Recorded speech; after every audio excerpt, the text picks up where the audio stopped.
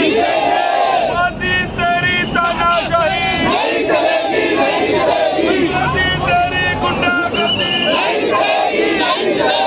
मोदी तेरी तानाशाही। केजरीवाल के साथ सारे सिपाही उसके साथ हाथ में है, उसको भ्रष्टाचार के विरोध में डाला है अंदर। हम सब देखिए अभी तो हम 15 मिनट बाकी है, अभी 15 मिनट पहले आप 2 किलोमीटर बता रहे हैं और आधे घंटे बाद जब आएंगे तो ये 5 किलोमीटर तक आपको सफर तय करना पड़ेगा। आपने अरविंद केजरीवाल जो जेल से बाहर था वो तो कम खतरनाक था, लेकिन जेल के अंदर है वो आपके लिए और भी खतरनाक है। तो मैं आज दिल्ली की जनता, बीजेपी कह रही है सारा भ्रष्टाचार इकट्ठे हो रहे हैं आज रामलीला मैदान में। हाँ, उनकी जो वॉशिंग मशीन है जो उसमें धुल जाता है वो साफ हो जाता है। आज 2 साल हो गए इस केस को, 2 साल के अंदर एक पैसे की रिकवरी नहीं है और एक भी सबूत वो कोर्ट के अंदर पेश नहीं कर पाए हैं। तो काय का भ्रष्टाचार? आप एक सीएम को, चुने हुए सीएम को, जो आज दिल्ली के लोकप्रिय सीएम है, पूरे देश के लोकप्रिय सीएम है, उनको इस तरीके से आप अंदर कर देते हैं तो ये कोई लोकतंत्र नहीं है। आने वाले टाइम के अंदर भारतीय जनता पार्टी चाहती है कि विपक्ष का कोई भी नेता उनके सामने ना हो, वो खुले में चुनाव लड़े और जीत जाए। तो ये तानाशाही है क्या? ये तानाशाही, इसका अंत अरविंद केजरीवाल जी इसका अंत करेंगे। ये आखिरी, वो तो जेल में है, कैसे अंत करेंगे? देखिए हमने पहले भी तय कर दिया, चाहे वो जेल से बाहर रहे चाहे वो जेल के अंदर रहे, सरकार अरविंद केजरीवाल जी चलाएंगे।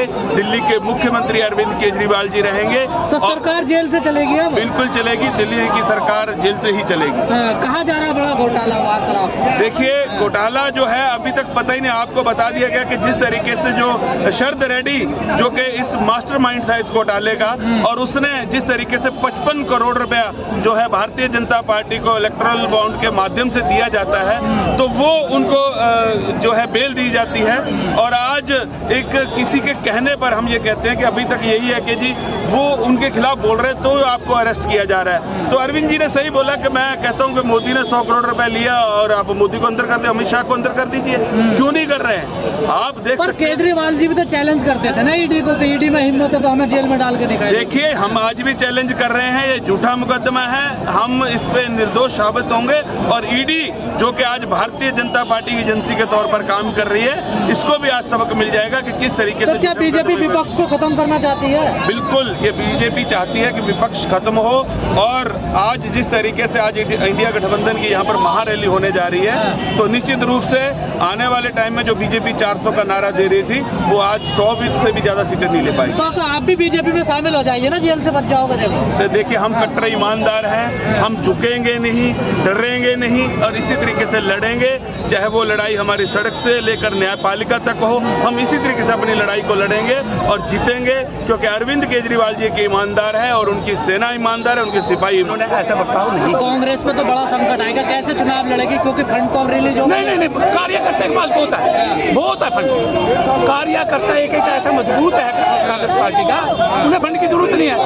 बिना पैसे फंड के ये जितने आए हैं ना, बिना पैसे के सारे को अपना भगवान मानो, आतंकवादी को अपना भगवान माना है। और अरविंद जी गरीबों के मसीहा, गरीबों के भगवान है। अरविंद केजरीवाल कैसे हो गए कांग्रेस के अकाउंट फ्रीज हो रहे हैं, आप लोगों को जेल में डाला जा रहा है। जेलों से देश आजाद हुआ है। सुभाष चंद्र बोस, भगत सिंह, पंडित अब्दुल रहमान अंतोनी जेलों में थे, गांधी जी जेलों में थे, देश आजाद हुआ है। और ये जेल भर आंदोलन अरविंद जी ने घोषणा कर दी, तो ये देश इन चोरों से आजाद होगा, भारतीय जनता पार्टी से। नरेंद्र मोदी